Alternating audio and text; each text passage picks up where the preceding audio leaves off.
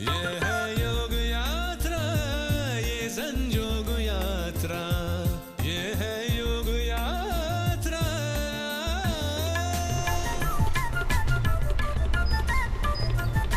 ये आपकी खातिर लाए आज योग में सुख के जितने राज, जो दुनिया योग की राह चली, अंदर बाहर खुशियाँ मिली।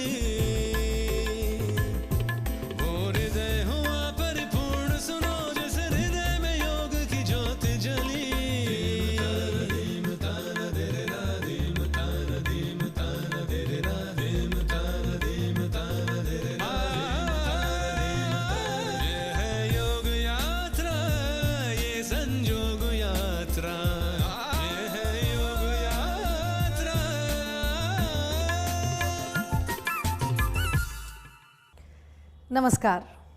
अक्सर लोग ये समझते हैं कि आसन एक फिजिकल एक्शन है, मगर योगाचार्य बीके सायंगर ने अपने 80 साल के अथक अभ्यास और बड़ी गहरी सोच और समझ के साथ इस बात को प्रूव किया कि आसन एक फिजिकल एक्शन नहीं है। हाँ, ये सच है कि जब हम आसनों के अभ्यास को शुरू करते हैं तो हम सतह को उसके खरोंचते हैं। ये एक कॉग्निटिव एक्शन है, यानी क्रियात्मक क्रिया है। लेकिन थोड़े दिन अभ्यास के बाद जब अभ्यासी थोड़ा आगे बढ़ता है तो उसकी स्किन को इस बात का एहसास होता है कि कुछ हो रहा है, और फिर जितने भी ऑर्गन ऑफ परसेप्शन हैं वो इस बात पर मजबूर हो जाते हैं देखने और समझने के लिए कि फ्लैश के साथ क्या हुआ। स्किन की ये क्रिया कि वो जानने की कोशिश करे कि फ्लैश के साथ क्या हो रहा है, इसे कॉग्निशन या रिकॉग्निशन कहते हैं। ये अभ्यास की दूसरी सीढ़ी है, जहां आसन सतह से बढ़कर स्किन और फ्लैश की ओर तक एहसास दिलाने लगता है। गुरुजी बड़ी खूबसूरती से कहते हैं, मैं इसकी एक तीसरी स्टेज भी मानता हूं, जिसे हम कम्युनियन कहते हैं। ये वो कम्युनियन है जहां माइंड का प्रवेश होता है, यानी एक जगह माइंड जागृत होता है और वो ये जानने की कोशिश करता है कि स्किन और फ्लैश के बीच में क्या कम्युनियन है। वो एक ब्रिज का काम करता है, और फिर आपको एहसास होता है कि इसी अभ्यास को जब एक अच्छा अभ्यर्थी आगे बढ़ाता है तो उसमें एक ऐसी अंडरस्टैंडिंग आती है कि वो अपनी फीलिंग्स देख सकता है, यानी कि आज जो मैंने अभ्यास में फील किया इस आसन में वो पहले से कैसे भिन्न था। और यहाँ माइंड का एक वो हिस्सा काम करने लगता है जो डिफरेंस कर सकता है कौन सी फीलिंग के साथ कौन अच्छा अभ्यासी है, कहाँ गड़बड़ हुई। और जब माइंड का ये हिस्सा काम करने लगता है कि वो आपकी फीलिंग्स को डिफरेंशिएट करने लगे, यानी डिफरेंशियल माइंड काम करने लगता है, तो आप अभ्यास के एक तीसरे सोपान में पहुंचते हैं, जहां आसन में माइंड का प्रवेश हुआ वो फिजिकल नहीं रहा। और जब हम इस अवस्था में अभ्यास की पहुंच पाते हैं कि बिना किसी वेवर के, यानी बिना कंसंट्रेशन छोड़े हुए हम किसी भी आसन के एक्सटेंशन एक्सपेंशन को फ्रंट, बैक, साइड, अपर, लोअर, इनर हिस्से को महसूस कर सकते हैं, तो यहाँ आसन एक स्पिरिचुअल जर्नी का सबसे बड़ा हिस्सा बनता है। हम आसन का अभ्यास कैसे करते हैं, उसकी किस अवस्था में पहुँचते हैं और उसको कैसे महसूस करते हैं, इस पर निर्भर करता है आपकी सोच।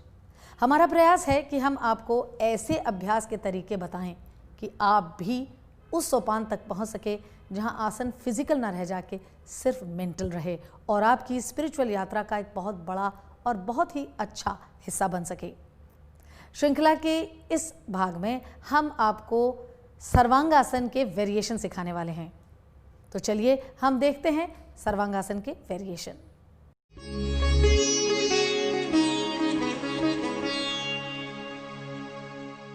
अब हम आपको सर्वांगासन के वेरिएशन दिखाने जा रहे हैं। हम आपको सर्वांगासन पहले ही दिखा और पढ़ा चुके हैं। ये यहाँ बात बहुत ध्यान देने वाली है कि सर्वांगासन को आसनों की माँ कहा जाता है। इस आसन की गंभीरता और इसके तमाम फ़ायदों को देखते हुए हमने ये तय किया कि हम आपको अलग से इसके वेरिएशन दिखाएंगे और सिखाएंगे। तो आज जिस हम वेरिएशन की बात करेंगे वो है एकपाद सर्वांगासन, जिसके लिए आप देख सकते हैं कि हमने 6 से 7 ब्लैंकेट को खोल के एक के ऊपर एक बहुत करीने से इसका पाइल किया है। उसके बाद एक बोल्स्टर रखा है जिसके ऊपर राकेश बैठे हुए हैं और इस पोज की शुरुआत दंडासन से होती है। आप देख सकते हैं कि हमारे सामने की ओर इस पूरे इंस्ट्रूमेंट्स के एक बेल्ट का लूप बना के रखा गया है। अब जब आप दंडासन में बैठकर इन सब चीज़ों को सही ढंग से लगाकर तैयार हो जाते हैं तो आप इसके लिए एक बार अपनी C7 यानी गर्दन की जो 7वीं वर्टिब्री है उसको फ्रंट एज पे रखते हैं और कंधे 1.5 इंच के करीबन बाहर की कोर से अंदर रहेंगे ताकि जब आप इस संपूर्ण पोज पे आएँ तो आपकी गर्दन या कंधे भार महसूस न कर सकें। बेसिकली इन 8 या 6 जैसी आपकी गर्दन की सामर्थ्य हो। ब्लैंकेट की वजह ही यही है कि गुरुजी ने पाया अभ्यास करते हुए कि डायरेक्ट जब हम फर्श पे सर्वांगासन लगाते हैं या करते हैं तो तमाम लोग जो कि अभ्यासी अच्छे नहीं हैं उनकी गर्दन में तकलीफ आने लगती है। उससे मुक्ति पाने के लिए आप 6 या 7 blanket according to your height and stiffness use कर सकते हैं। अब आप देख सकते हैं राकेश ने C7 पर अपनी गर्दन को सामने एज पे ब्लैंकेट के स्थापित किया है और कंधे 1.5 इंच अंदर की ओर हैं। फिर सांस छोड़ते हुए बटक्स को रखा है इन्होंने बोल्स्टर के ऊपर और सांस छोड़ते हुए ये एक कुलांचे के साथ हलासन में जाते हैं। हलासन में जाने के बाद राकेश सबसे पहले अपनी फिंगर्स को इंटरलॉक करेंगे और पीछे की ओर तानेंगे ताकि आपकी शोल्डर्स रोल बैक करें। बेसिकली अगर आपकी शोल्डर्स की पोजीशन ठीक नहीं है तो आपको गर्दन या कंधे में एक दबाव और दर्द सा महसूस होता है। फिर इंटरलॉक चेंज करेंगे ताकि दोनों तरफ के कंधों पर बराबर से रोटेशनल एक्शन हो सके। ऐसा करने से इनकी गर्दन भी फ्री होती है और फिर थंब को क्रॉस करेंगे और दोनों थंब को क्रॉस करके पीछे खींचेंगे। ये शोल्डर जॉइंट पे काम करता है। तो यानी आप शोल्डर जॉइंट पहले तैयार करते हैं। यहाँ एक बात बतानी बहुत ज़रूरी है, जैसे ही आप किसी डॉक्टर से बोलिए कि जी हम योगाभ्यासी हैं और हमारी गर्दन में दर्द हो गया तो वो खट से पहली बात करता है कि आप शीर्षासन सर्वांगासन मत कीजिएगा। ऐसा वो अपनी अज्ञानता की वजह से कहता है। अगर उसे ये पता हो कि शीर्षासन और सर्वांगासन का एक अद्भुत तरीका है जो बिना किसी नुकसान के किया जा सकता है तो उसकी अवधारणा बदल जाएगी और हमारा यही प्रयास है।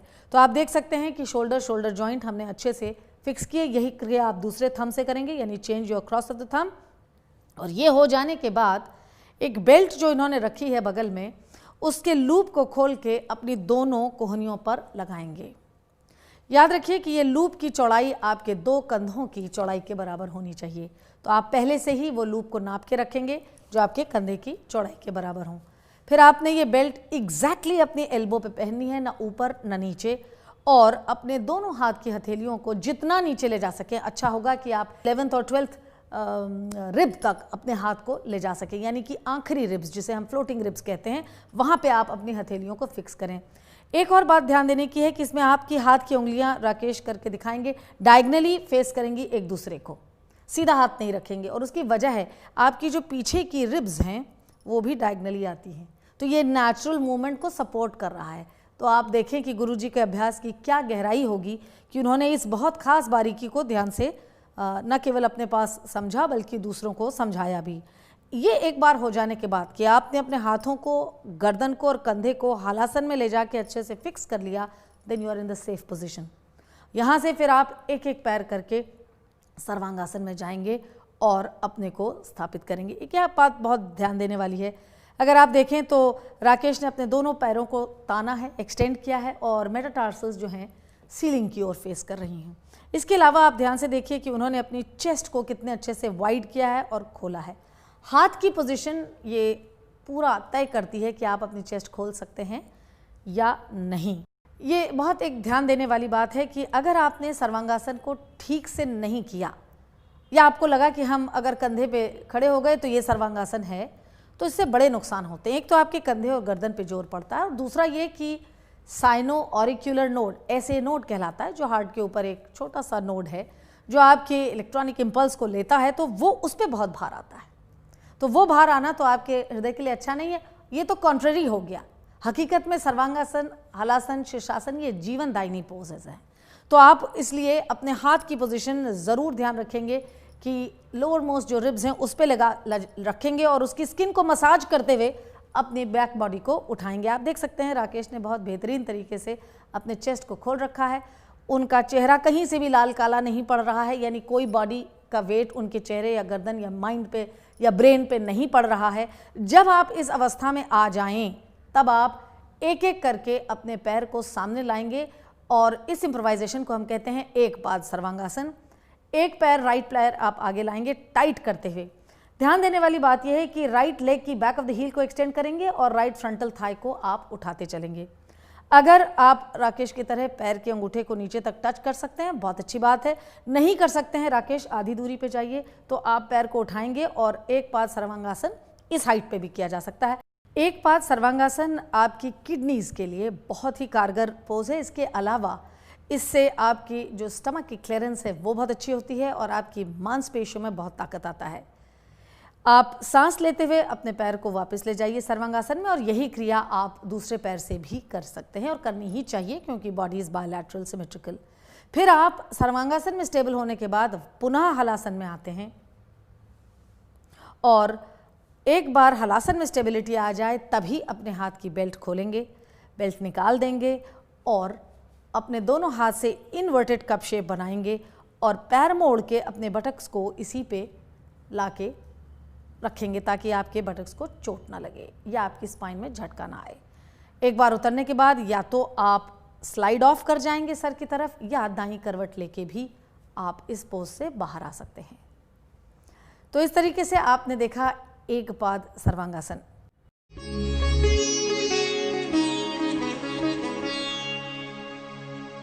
अब हम आपको एक पाद सर्वांगासन जैसे वेरिएशन का बहुत ही सरल और अच्छा इम्प्रोवाइजेशन सिखाने जा रहे हैं। तो चलिए पहले देखते हैं कि हमें इम्प्रोवाइजेशन सीखने के लिए किन किन उपकरणों की आवश्यकता है और इन उपकरणों का श्रेय भी योगाचार्य बीके आयंगर को जाता है। उन्होंने पाया कि सर्वांगासन खासतौर पे जो पेशेंट्स हैं या वीक लोग हैं उनके लिए बड़ा कठिन काम है, तो चेयर का इस्तेमाल किया गया जिस पर करने की क्रिया हम आपको ऑलरेडी सिखा और बता चुके हैं। तो आप देख सकते हैं हमने यहाँ 2 चेयर्स का इस्तेमाल किया है। एक चेयर पे हमने स्टिकी मैट भी लगाई है ताकि आपको ये कटे नहीं। नीचे कंधे और गर्दन के लिए एक बोल्स्टर और उसके ऊपर एक लंबाई में फोल्ड की हुई ब्लैंकेट रखी है। सर के लिए एक और ब्लैंकेट का इस्तेमाल किया है। ये सब लंबाई में हाफ फोल्डेड ब्लैंकेट हैं। अब बात यह है कि आप एक बार पोज में चले गए तो आप चेयर्स की लेंथ या डिस्टेंस को कैसे मेजर करें। एक बार आपने अपने उपकरण को सजा दिया तो आप बोल्स्टर के बगल में दंडासन में बैठिए। राकेश मेरी तरफ चेहरा करते हुए आप बोल्स्टर के ठीक बगल में दंडासन में बैठिए, यानी आपकी बटक बोन्स और बोल्स्टर एक लाइन में हो। जहां दंडासन के पैर हैं ठीक उसी जगह दूसरी कुर्सी का मध्य होना चाहिए। हमने पहले से वो अरेंज कर रखा है ताकि आप देख सकें क्लियरली। और एक बार आपने दंडासन में अपने पैर और कुर्सी के मेल को बिठा लिया तो उसके बाद आप उठेंगे और कुर्सी पर साइड वाइज बैठेंगे। साइड वाइज बैठने के बाद अपनी दोनों टांगों को कुर्सी के बार के ऊपर रखेंगे और इसको होल्ड मत कीजिएगा, ये सिर्फ सहारे के लिए है। और कुर्सी में आप पीछे की ओर जाएंगे और हाथ को अंदर ले जाते हुए कंधे को आप बोल्स्टर पे लाएंगे। एक बार कंधे बोल्स्टर पे आ गए तो आप अपने पैरों से बद्ध कोण करेंगे। हम आपको फिर याद दिला दें, हम अपने पहले एपिसोड्स में ये दिखा चुके हैं आपको। बद्ध कोण करने की सिर्फ एक वजह है, ये आपके सीने को खोलता है और मैंने आपसे कहा कि सर्वांगासन में चेस्ट का ओपन रहना अति आवश्यक है। ये पोज बहुत अच्छा है थायराइड और पैराथायराइड के लिए। आप देख सकते हैं थायराइड जो गले में है, हमारी एंडोक्राइन ग्लैंड, उसमें बहुत अच्छी तरह से इसको ब्लड सर्कुलेशन मिलता है। ये हो जाने के बाद आप अपने दोनों घुटनों को मोड़ेंगे और एक एक करके अपने पैरों को सीधा करेंगे। आप देख सकते हैं कि आउटर हील और आउटर हिप जॉइंट एक लाइन पे है और फिर अपने दोनों मेटाटार्सल्स को छत की ओर एक्सटेंड करेंगे। इस तरह से आप सर्वांगासन पर, चेयर सर्वांगासन पर स्थापित होते हैं और फिर राइट लेग को आप बिल्कुल जैसे अभी आपने क्लासिक किया था टाइट करते हुए चेयर पे लाएंगे। एक पाद सर्वांगासन। आप देख सकते हैं कि चेयर इनके लिए बिल्कुल ठीक हाइट पे, ठीक जगह पे आती है। यहाँ भी आप अपने फ्रंटल थाई को राइट लेग की टाइट करेंगे, बैक ऑफ द हील को एक्सटेंड करेंगे और आप बिना किसी स्ट्रेन के ना चेस्ट पे ना हार्ट पे इस पोज को कर सकते हैं और इसके फायदे उठा सकते हैं। फिर आप पैर को वापस ले जाएंगे और यही क्रिया आप दूसरे पैर से भी करेंगे। तो ये एक पाद सर्वांगासन को चेयर के द्वारा बिना किसी डर के, बिना किसी तकलीफ के किया जा सकता है, होल्ड किया जा सकता है और फायदे उठाए जा सकते हैं। राकेश अपने पैर को टाइट रखेंगे, ये इसमें बहुत अनिवार्य है। थाइस को टाइट करिए, वंडरफुल। और इस तरीके से आप एक बार पोज होल्ड करने के बाद वापस जाते हैं। हर एक टांग को वापस जाइए सर्वांगासन में और चेयर पे अपने पैरों के पंजों को रखिए। दोनों तरफ एक एक बार जो आपने टांग से किया एक पाद सर्वांगासन, उसको 30 सेकंड से 2 मिनट तक रख सकते हैं। और फिर आप धीरे से हाथ निकाल के बाहर से कुर्सी पकड़ेंगे। एक बार आपने कुर्सी को अच्छे से होल्ड कर लिया बाहर से, तो धीरे से आप अपनी बटक्स को स्लाइड करते हुए इस बोल्स्टर पे वापस आएंगे। बटक्स को स्लाइड करिए और इस पोज से वापस निकलिए। Don't push the chair, we suggest you to bring the buttocks over the bolster.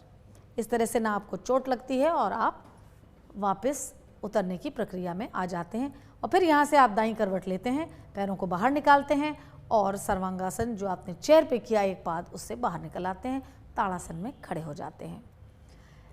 इस तरीके से आपने देखा कि इम्प्रोवाइजेशन कितना आसान है और कितना कारगर है।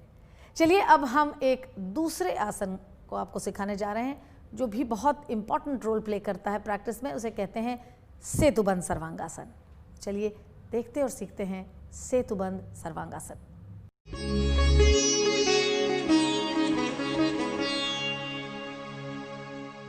अब हम आपको सेतुबंध सर्वांगासन सिखाने जा रहे हैं, जिसे हम ब्रिक सेतुबंध सर्वांगासन कहते हैं, क्योंकि हम इसमें ब्रिक की सहायता लेते हैं।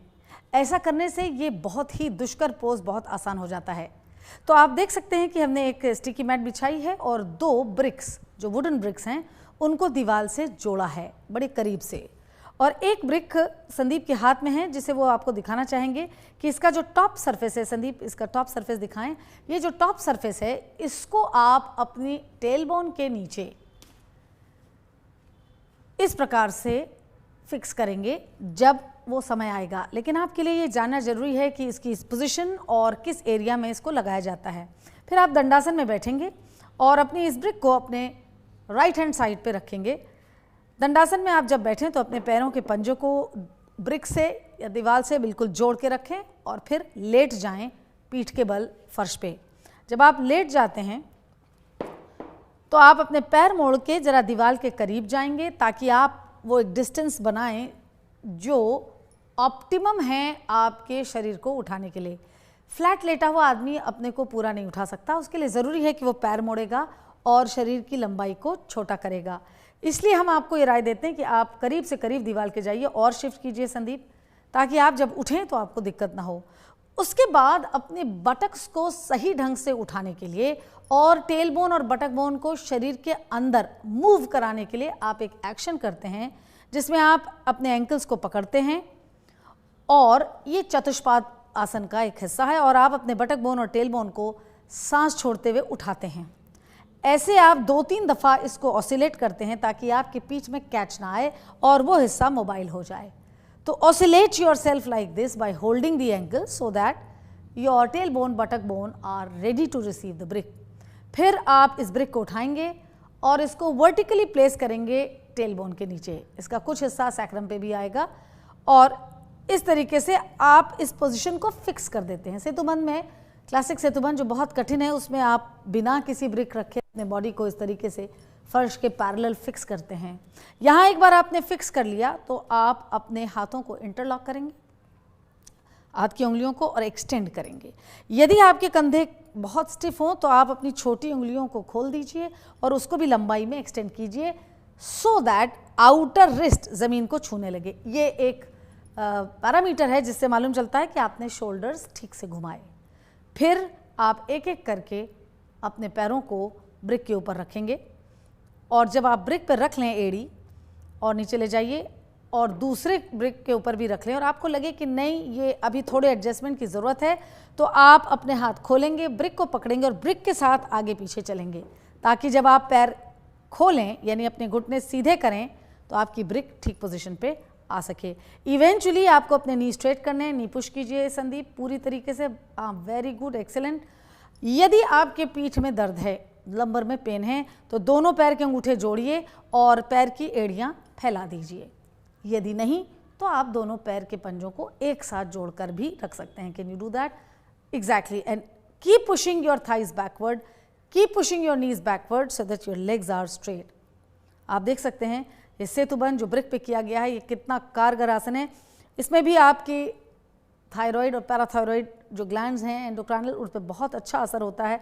आप देख सकते हैं ये एक प्रिपरेशन है जालंधर बंद की जो प्राणायाम में इस्तेमाल करते हैं। Chin goes to the chest and it gets locked.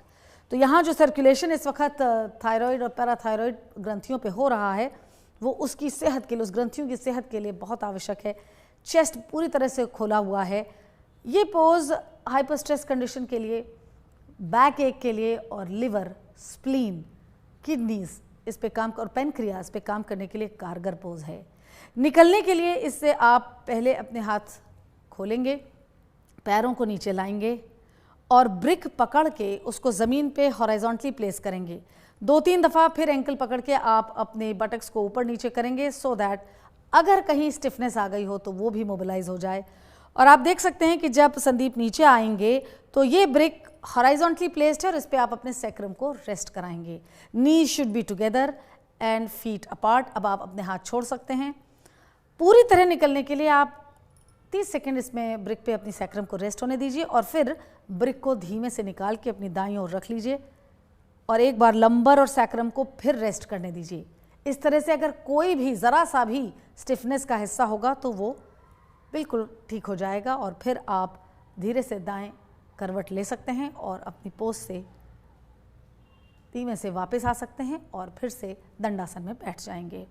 इस तरीके से ये पोज समाप्त होता है और एक बहुत ही कारगर और अच्छा पोज है। लेकिन आप देख सकते हैं इसमें बहुत सारे हमने स्टेप्स किए। आप ब्रिक देख के डर भी सकते हैं कि ये दर्द करेगा, तो हम आपको इसके बाद एक इसका बहुत ही आसान, बेहद आसान इम्प्रोवाइजेशन सिखाने जा रहे हैं। तो चलिए देखते हैं ब्रिक सेतुबंध से भी आसान एक इम्प्रोवाइजेशन सेतुबंध सर्वांगासन का।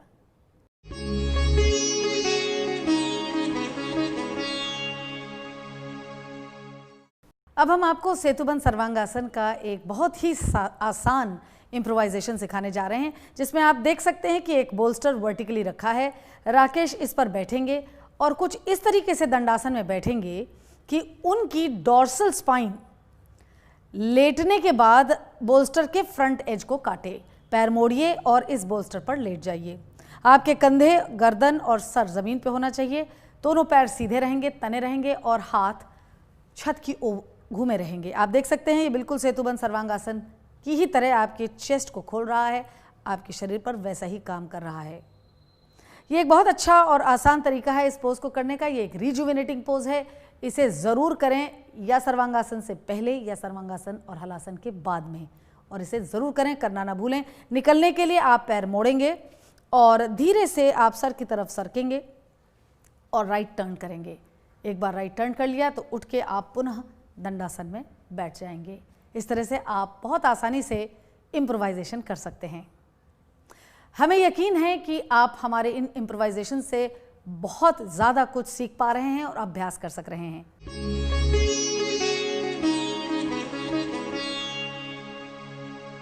हम आपको एक बहुत ज़रूरी बात फिर से याद दिलाना चाहेंगे कि सर्वांगासन और हलासन, चाहे इम्प्रोवाइजेशन हो या क्लासिक पोज, मेंस्ट्रुएशन साइकिल में ना करें। ये हम आपसे बहुत गुजारिश करते हैं कि ना भूलें।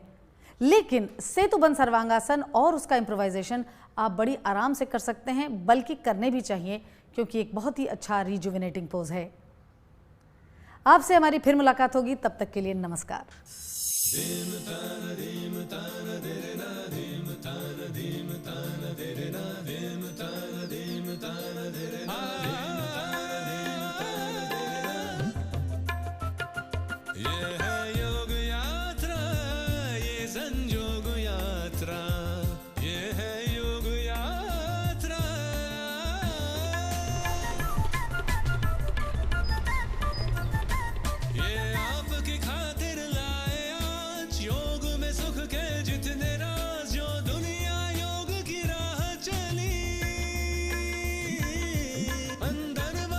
खुशियाँ